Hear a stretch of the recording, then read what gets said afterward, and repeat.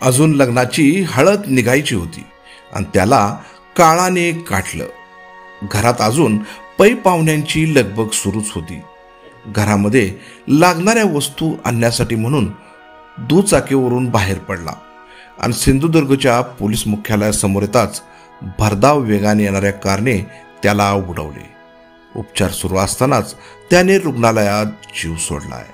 श्रीकृष्ण सावंत वय 30 राहणार ओरस खुर्द डोंगरेवाडी सिंधुदुर्ग याचं लग्न 3 जानेवारी शुक्रवारी रोजी झालं होतं. अंगावर अजून हळद लागलेली होती तर घरामध्ये अजूनही देवधर्म आणि धार्मिक विधी सुरू असल्याने अनेक नातेवाईक मुक्कामी होते.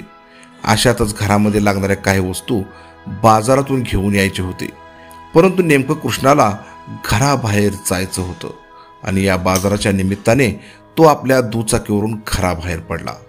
सिंधुदुर्गमधील बाजारातून वस्तू खरेदी केल्या आणि घरी जाण्यास निघाला आणि काळ सिंधुदुर्गच्या पोलीस मुख्यालयासमोर वाट बघत होता.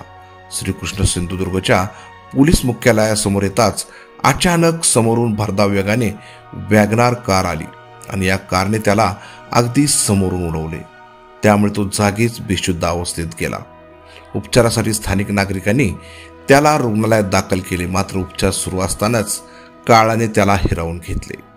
लग्नाला अजून आठवडा देखील झाला नव्हता.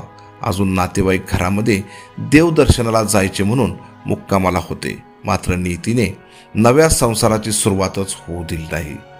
या घटनेमुळे संपूर्ण गावात शोककळा पसरली होती.